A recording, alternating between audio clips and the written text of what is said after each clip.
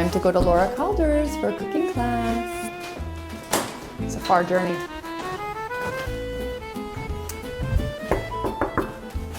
Hi!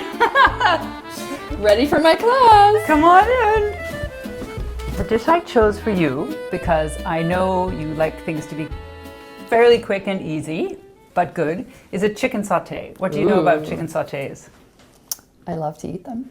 Do you know that you can make all kinds of different ones? No. And it's the same technique for all of them. So if you great. learn one, you learn many. But the one I chose for you today is poulet basquaise. I have got it all ready for you.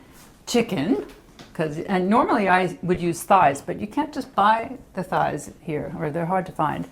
Red peppers, there will be 3 of them. Onions, you need to chop another one. Tomatoes, garlic and a bay leaf, there will be some white wine, and this wonderful stuff called piment d'Espelette. Brought Ooh this la to la. me. It's good, huh?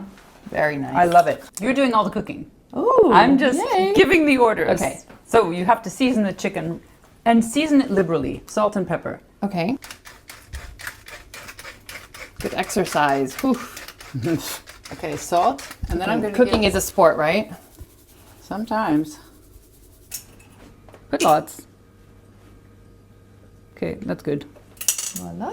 So the thing about when you're browning chicken or anything is that you don't want to move it around because you want it to get a sort of skin so it doesn't stick, and you also don't want it to overcrowd the pan or it steams. So you work in batches. Once this is done, we'll put the rest of it in. But you got to have room. Got it. Okay, this is getting nice and brown. Just gonna get this side. Very nice. It's about 10-15 minutes to sear them? It takes longer than you think. Okay. You get the bits on the bottom of the pan, which are flavor. So this is the part of a sauté where you're getting flavors and building it up. But this is how every chicken sauté begins. Don't mess with a woman with a knife. One nice thing about this recipe is that it's not fancy cutting. You know, it's just... Okay, because you're mixing it all together. Yeah, you're mixing it, it's just casual. Okay, I'm just turning this pan down a little bit. So now you can add the onions and the peppers at once to the pan.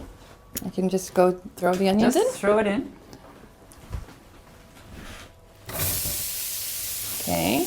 You know what you need? Voila, with a little heart. That's so you put love in it. Aww. You forget that your mood is an ingredient, but then when you pick up that spoon and it has a heart, it reminds you to put the right kind of energy into your food. Salt? Salt. And then you can just stir that occasionally and let it get soft. Make sure it's it'll all take mixing 15 in. minutes. Okay, well, I'll get you a glass of wine. So, do you not like cooking, or you just have other things to do? You know what it is? I feel like it's a huge process of getting the ingredients, organizing everything. It's a lot of time, which I don't have. Yeah. And then of course I'm nervous that I'm not going to do it well because I'm not an experienced cook. And that's why I love so many of your recipes, and I love the books you've written, because I find that your recipes are really easy to follow and they're not like super complicated. It seems like people are either food people or they're fashion people. Is it like it's one or the other, or do they have a connection? They're both creative arts. They're both something that is highly creative, and it's something you learn and you love and you have a passion for. And I actually think a lot of people who love fashion also love cooking, because you get to play, you get to mix, Express you get yourself. to express. But also food has trends that come and go. There true. are classic recipes, just like there are classic, little black dress or pearls or whatever. And they're both everyday arts, really. Yeah. I wonder if that's about ready. So that's soft and golden. The onion's golden, so you could add the garlic and the bay leaf. Okay, here we go. And then you can pour in this wine. It's just sort of scrape the bottom of the pan. And then tomatoes. Okay, and I just pour them in. Yeah, all of it. Here we go. One more. And then your last thing is a heaping teaspoon of piment d'Espelette. Let's do this. Heaping. How's this for heaping? Good. Voila. To cut up the tomatoes, I just go in with scissors and go chip, Ooh. chip, chip, chip. This is a Laura Calder trick, guys. Oh, Take someone taught it to notes, me. take notes. These things get passed down. You want to turn that down? I'm going to cover that and let that be for 10 minutes, maybe a little just gentler so it melds and the tomatoes get slumpy. And then you put the chicken back. Okay, This might mirror you. and back to the wine. So now you could just nestle that chicken back in there. You can use the tongs. Yes. Perfect. Voila. I need a bigger pan. So it's a bit more chicken than, usually it should just be like, well anyway, it's a bit more chicken, but I thought why not cook it? In a Polish home, you usually leave one plate Oh yeah. for the random stranger that might come to dinner. So now you can put the lid on, but only half cover it. Okay.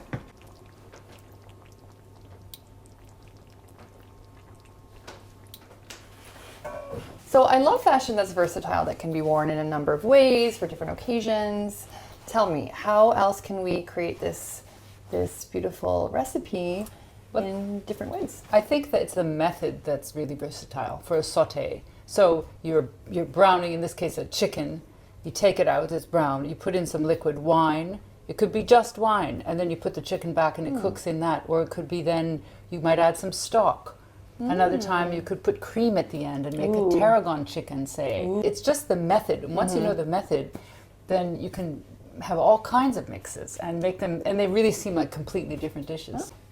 And like clothes, you can make it seasonal. So if it's spring, you could do a sauté maybe with some fava beans or morel mushrooms and cream. And in the fall, maybe then you're using tomatoes again and something maybe and with vinegar. So something a little more. At Christmas, add chestnuts. So you could just, whatever's around can become the ingredient that you add. And then it has a completely different personality. Ooh. So much like fashion, where you can take one piece and mix it differently, wear it with different things for different seasons. With a blazer, you can wear a nice crisp top with a blazer, with jeans, with a beautiful skirt. Yes. I think any dish is like a piece in your wardrobe, and you build it into a menu just like you build an outfit. I mean, how do you build an outfit? You start with one thing, right?